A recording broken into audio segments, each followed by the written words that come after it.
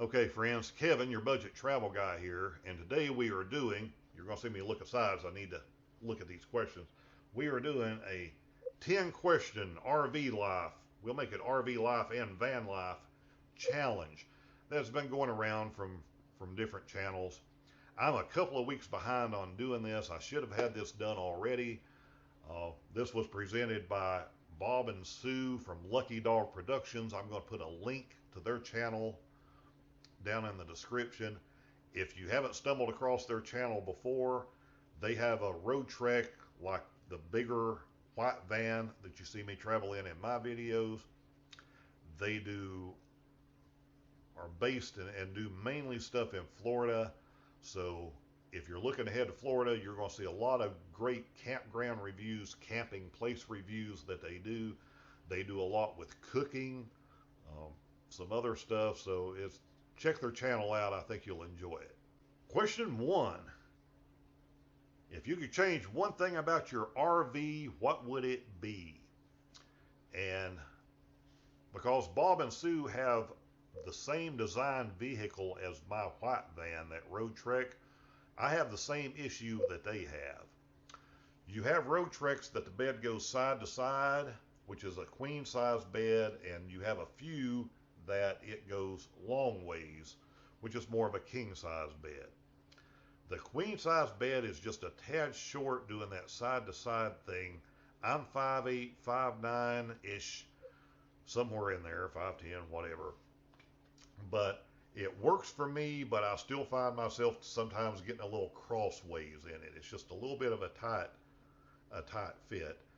And if you're traveling as a couple, one person has to climb over the other person to get out of bed. And a lot of people don't like that, and I understand why. It's a great vehicle other than that. If you have a minivan, that's not going to be an issue because you're not wide enough. You're going to have to build your bed long ways like I did in my minivan. So the height thing won't be an issue. Most of the mattresses you buy are going to be 74, 76 inches, whatever, over 6 foot. So you're going to be covered there. If you're doing your own build, even on a large van like a cargo van, again, most people are going to build that bed long ways, and that would be my recommendation. So that would be the only thing that I probably would kind of want to change, but it would not keep me from even buying that same model of van again. If I ran into the right deal, it would not keep me from doing it. But if I was over 6 foot tall, I would probably reconsider it and go with a model that had a bed going long ways instead of side to side. Number 2. It's worse than my handwriting. I can't read what I typed. Okay. What did I not expect when I got into RVing? And when I got the bigger van, one of the things this did that I wasn't expecting, even coming off doing those cross-country trips in the minivan, was that it opened up different options for places to stay the night. And you can't get away with this if you're in an SUV or you're in a truck with a camper top, or you're on a minivan and you're trying to cover all the windows and all that. But if you have one of these bigger vans and you can go a little more stealth. An example of this, a month or so back, I was at this place in northern Kentucky where this was this Abraham Lincoln festival that went on for a couple of days. And by the time everything got done that first night, I'd parked a few blocks away off the beaten path, right up from the police station in the parking lot of the courthouse. And I went back there and I'm thinking, it's 9:30. I don't want to beat my way to a campground this late. It is, campgrounds, state parks, national parks, things often close gates about 10 p.m. So there's no traffic coming in, disturbing other people from like 10 a.m. or 10 p.m. to 6 a.m., which makes sense. You don't want to be trying to sleep at 12 o'clock and somebody shows up with a diesel pusher making all kinds of noise. So I understand why they do it, but it limited my places to go without, going 30 miles back out of the way somewhere. And I thought, man, I'm just going to stay here. So I did. Nobody said anything. There were no knocks at the door, even though I was right in the middle of town. It was a courthouse, but it was right across the street from houses, you know, mostly residential area. Nobody knew anything. Nobody cared. So I slept there, slept fine, didn't have to go anywhere. Okay. Number three, what was the deciding factor in buying the RV? I had the minivan. I was happy with the minivan, but on a trip to West Virginia where I was doing some biking between two places on this 60-mile bike trail, runs across the top of the top of the state, Parkersburg to Clarksburg. There's this old rail trail, has like 13 tunnels on it. And I went up there for 4 or 5 days and was riding different parts of that trail. And I met up with a guy and his wife who were from Boston. If you ever see this, you know who you are. And we rode bikes for a few days. Of course, you know, at night he'd come over, I'd go over to their place and hang out. And he had a road trek, which I was kind of new to all this and never heard of. And, you know, he let me take a glance inside and he kept saying, man, if you ever get a chance, you've got to get one of these. So I kind of thought about it, and I was looking at stuff a little more expensive because really to get in a decent road trek, awful lot from a secondhand dealer that knows what they're doing. Even going back into the early to mid 90s models, you're about $15,000 to $20,000 with one that has 100,000 miles, give or take, on it, and the niceties. Now, generally those have been cared for. They have perfect paint and things, and that's kind of what I was looking at. So I went to test drive a couple that were just for sale, private parties. I stumbled into this one, had a buddy with me. It's a long story. I should do another video on it one day. But needless to say, it was much, much, much less than that. It had a couple of quirky issues. The engine, drivetrain, transmission was fine. They'd done a couple of repairs on it. Somebody not knowing what they were doing had done some stupid stuff. They had the fan motor for the dashboard wired backwards. A couple of little issues that just had not been addressed that weren't any big deal to fix. And of course the paint loss that I could really care less about.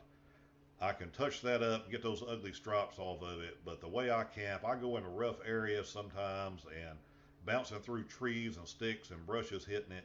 It does me no good to have a nice pristine vehicle for what I'm going to use. So I got it much cheaper than what I thought I was going to be able to, even though I ended up putting a little bit of money into it, but I still come out really well to the point that, you know, I'm sure I could throw it up tomorrow and easily get every penny out of it that I have in it. So I'll do another video on that one day. Number 4, what is your favorite food when camping? You know, if you've seen my videos, you should know Mater sandwiches. Tomato, mayonnaise, bread, that's really all you need. You celebrate a good week on Saturday night with Mater sandwiches. But if I want to be a little more elaborate, I'm a guy, I like breakfast foods. I can eat breakfast for any meal, so that's kind of the go-to. I like breakfast stuff. And when you're in campgrounds, you have the smell of this stuff from different people doing breakfast, and it's just nice. And even when you're out by yourself, it's just nice to be able to throw a decent breakfast together. Number 5, must-see destinations when traveling. I'm not sure if that's where I've been to or where I want to go to, so I'm going to kind of hit both. A must-see I would recommend for anybody that's not been there, and I've not done videos on this. This is before I got into really dealing with YouTube, but would be South Dakota. The Black Hills, Rapid City on down to where you hit into Mount Rushmore, the little towns around there. There's just a lot to do. Mount Rushmore, it's okay to see one time as far as I'm concerned. It's an all right experience, especially if you have the National Parks Pass, because otherwise it's going to cost you about $30 to get into this thing, which is still all right if you're traveling. But the other stuff around there is much more interesting. You can actually see Mount Rushmore without paying for it. There's some things I'll do some videos on, but there's just a lot in that area. You're not too far away from this place called Lead. South Dakota has some interesting things. Deadwood, South Dakota is an interesting town to spend a few days in. Another 30 miles away, you're in Sturgis, where all the big bike rally and stuff is every year. There's a great state park, and the road to it, it's like 300 curves in 17 miles going down from Mount Rushmore to this other state park. There's just a lot to do there. It was enjoyable. I really liked the people, so that would be one of the things. That would be my must-have kind of area. I think I enjoyed that really well, even though there's great things in all areas I go to. But I really want to go back to South Dakota and explore it more. Just seems like we just constantly ran into places to go and interesting things to do out there, all fairly close by within a circle that, about an hour or so around. It was just a ton of things to do. There's an air museum thing, Air Force Base, I think it may have been there in Rapid City. It's just tons and tons and tons of things to do. So that would be my choice. As far as places I've not been to yet, there's a volcano place in Oregon I really want to go to. The place gets about 40 feet, not an exaggeration, of snow a year, ungodly amount of snow. It's really only open, my understanding, in about 3 or 4 months out of the year. But it's supposed to be really pretty, everything I've seen. I would like to do that. You can go all year long, but you're going to need four-wheel drives, and you're taking a risk on getting snowed in and having some issues. You better know what you're doing when you're dealing with that much snow. More true answer is probably I will go anywhere, anytime. I will go with anyone to see anything that I have not seen before, because I'm going to have a good time and probably find it interesting no matter what it is. Number 6, favorite thing about RVing, van life, what have you, is simply not having to play the hotel price game. I absolutely despise the time that I used to spend on the road dreading every evening having to go find a hotel, because I'm not one to plan ahead. I never know where I'm going to be. So every day it would be doing that and walking into those places and know you're getting shafted and dealing with the people behind the counter. Some are good, some are bad, some are horrible. It would just suck the life out of me. I would start to get in a bad mood 2 hours before I knew I had to start going and dealing with this. And even if you look stuff up on the internet, even if you have, some kind of travel coupons, it's still, they don't get honored half the time. You just have to play games with these people. They can have 200 rooms and 196 vacancies, and you still have to play games. So, all the crap where you have to get up 2 hours early to have their free breakfast, and I'm just sick of all of it. I have so many bad experiences. I had jobs before where for months I would be on the road staying in hotels 4 or 5 nights a week. I had my fill of it long before traveling for fun. And traveling for fun, it sucked the life out of me.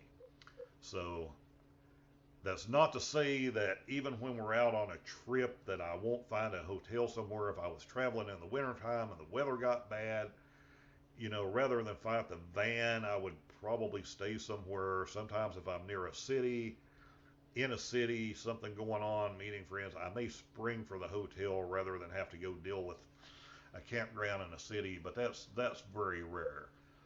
These last trips, 30, 35 days, I think I grabbed a hotel room once, because we were in Las Vegas for a night. The other trips that are just weeks at a time, I just don't do it. I'm more than content in whichever van I'm in.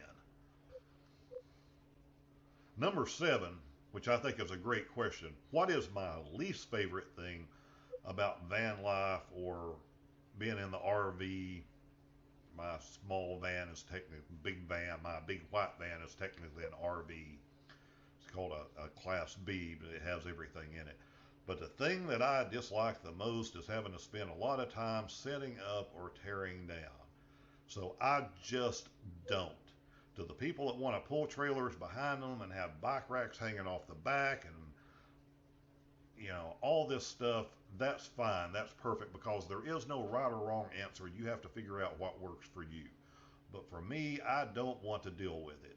I don't want to have an awning pulled out that cost $1,000 to replace or repair, and I leave and forget to put it out, and now there's a rainstorm or a windstorm that destroys it and rips it off. So I don't need that. I'll find other solutions for shade. I don't want to have to get up and spend all this time doing things. I get up, I look at the tires.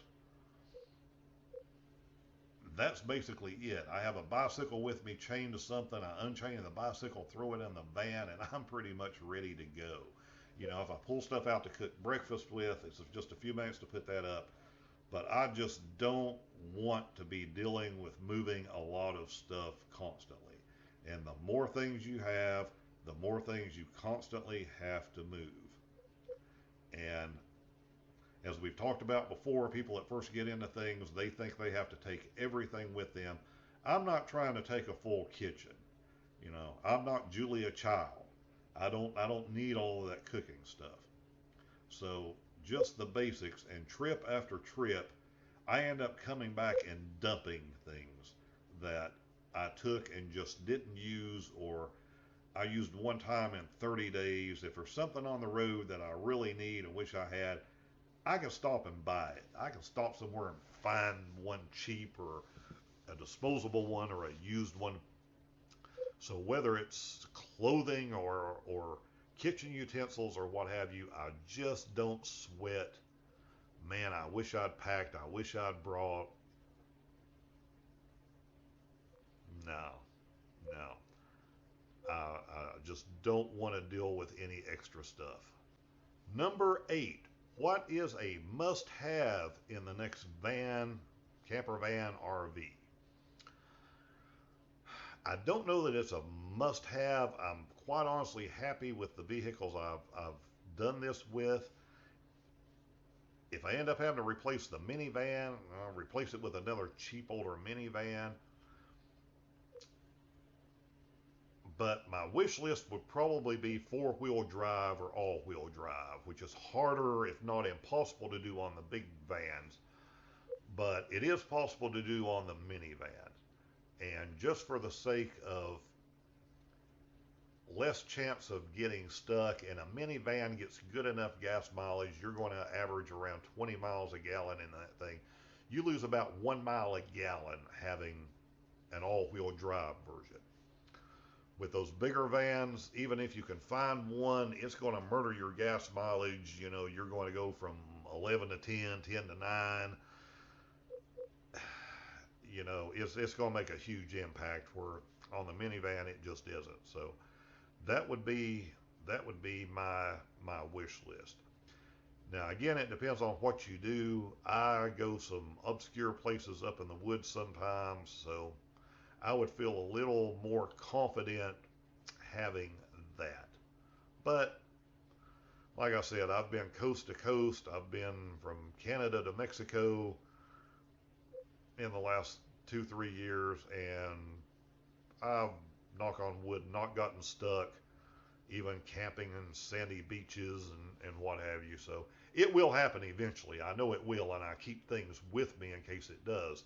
Especially the big van. I have a really heavy duty tow strap and tow hooks that probably a set that cost $100, but it's able to pull 10 or 15,000 pounds, so somebody hopefully can jerk me out of whatever I'm stuck in. Minivan's a little bit easier, but I don't worry about it too much, but I would feel better if I had that. Number 9, what is my favorite adult beverage? Iced tea and cornbread took the place of old Hank Williams Jr. As for me, I like to try different weird dark beers, but that's about it. I'm not a big adult beverage guy anymore, so that question almost doesn't apply to me, but for those that do, have at it. Number 10 is kind of a 2-part question, so first part, what is my favorite outdoor accessory followed by indoor accessory. Outdoor accessory, I guess if you could call it this, I think I'm in agreement with Bob from Lucky Dawg, is the e-bike, or at least having a bike. Having a bike just opened up a whole world to me. And when I went out west last year, I had a buddy that let me take his e-bike, and I didn't realize how hilly it was going to be, because I'm thinking going to be in Arizona and California, it's going to be flat. Well, I'm a dummy. A lot of Arizona and California isn't flat. It's very hilly, even on the places you camp, and it was pretty much all gravel roads. And when you're trying to pedal across gravels and rocks and things, it just, especially going uphill, it just wears you out. And it's nice to be able to hit that switch and hit the throttle and kind of go through those parts that just kill you, so you can enjoy being out. So the e-bike, electric bike, it's nice. I still haven't purchased one. Maybe I will someday. Maybe I'll hit my buddy up for the next big trip, see if he'll let me borrow it again. But it made a huge difference. But even if it's not an e-bike, just a regular bicycle with wide tires, you don't want that 10 speed from back in the day we grew up with the little 1-inch wide tires. You need something with wide knobby tires, because you're going to hit weird surfaces if you're out doing this, especially if you're trying to ride around campgrounds or scout ahead on your bicycle and find places to make sure that you can take your van or your RV into. And I have gotten into situations. I hit one on that trip out west that we stopped for the night on this back road. I got up the next morning, and if we'd gone just a little bit further, this road changed from pavement and hit a sandy spot, and that van would have been stuck. When I topped the hill and hit that on a bicycle, I almost wrecked, and it just about sank the bike. I could not pedal through it. There's no way, if I had driven into that, I'd have been calling a tow truck to get us out with the van. So scouting ahead with a bike, it can come in very useful. As far as my indoor accessory, that is hands down no brainer. I don't have a TV. I don't really want to have a TV. And trust me, you're going to end up in areas, if you camp like I do, where even with an antenna, you're not going to pull everything in. You're going to be sitting down in a pit somewhere with mountains around you, and you're 80 miles from the nearest town that has, a TV station, and you're just not going to be able to pull anything in. So my go-to is an Amazon Kindle. And this is also the time to do this. I'm going to put a link down below, because you're probably watching this on Thanksgiving weekend, and they run sales off and on this time of year. So click that link, see what these things are down to, because the 7-inch model is down sometimes to $29. So if you catch it right, grab it. Even if you're not an Amazon Prime customer and paying for that year-long thing, there's still a lot you can do with that. You can get a subscription for 1 month if you're just traveling, for a period, or you're doing a 2-week vacation or something. This thing is just valuable for books. It is valuable for music. It is valuable for TV shows and movies. And I'll kind of try to explain some of that real quick, and show you exactly how I use this thing on the road. Because with this, you're tied into Amazon's little ecosystem that they want you on forever. So it gives you some advantages if you're doing the media thing compared to just using a regular tablet of some other brand. So here are some of those. The first one is going to be books. Now, you can buy ebooks, you can buy expensive ones, you can buy cheap ones. And you will find a bunch of 99-cent ones, and you will even find some free ones sometimes. So you don't have to spend a fortune to be able to do this and have something to read. Like this great little book on the United States Football League.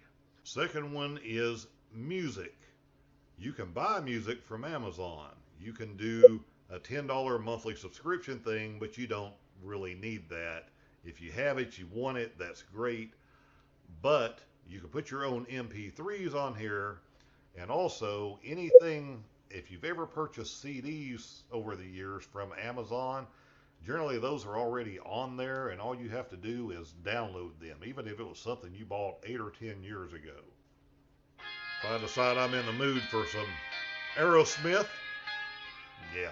The third one and the big one is going to be videos. Now, again, if you have an Amazon Prime subscription, it automatically comes with Prime Video. It's part of what you have, and you can download a lot of these things for offline viewing. If you're only traveling, again, that 2 weeks or a month or a week long out of the year where you're going camping and you want some entertainment, sign up for Prime just for that 1 month for, I don't know, $10 or $12, and you're going to have access to all this stuff.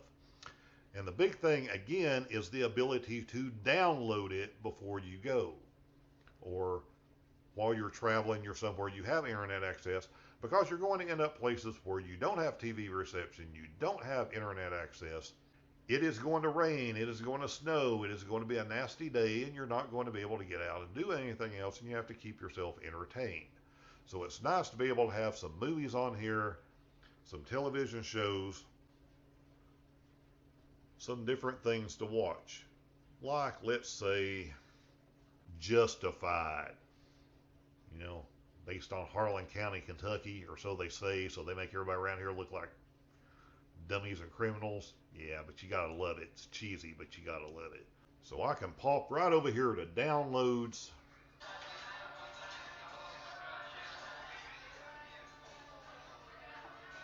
Now, quick tip for you, and this is my opinion, so you can take it for what it's worth.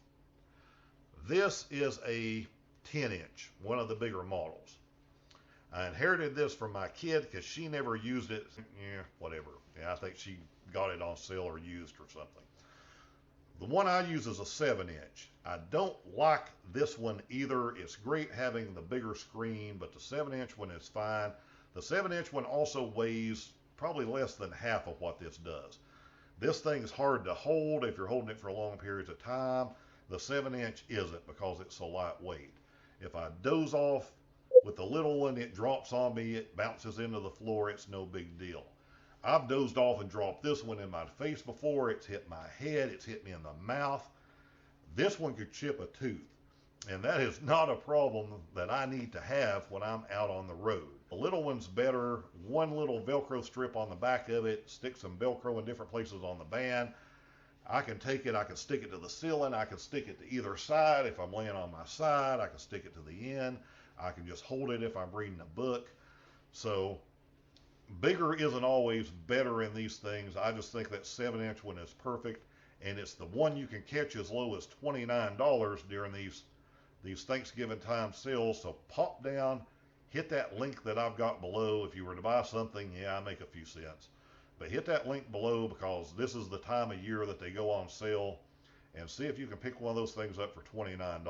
Perfect size, it's convenient, even if you're only using it when you're traveling like I do.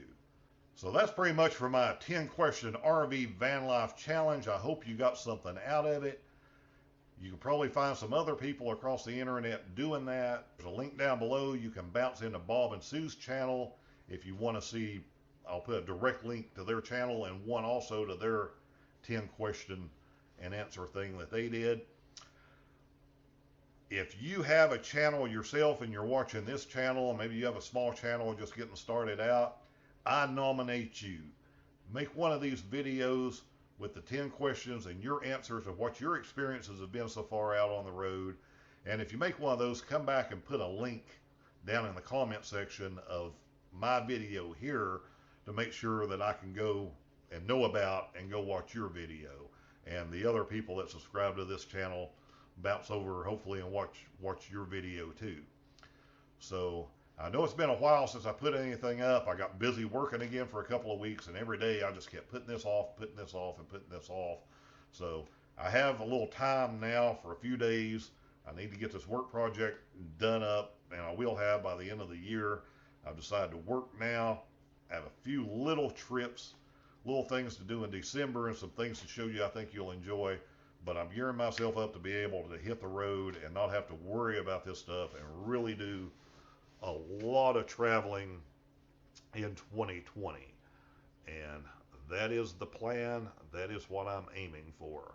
So hopefully this will be the biggest travel year that I have ever had. And we'll be able to bring you guys all kinds of great stuff. So till the next video,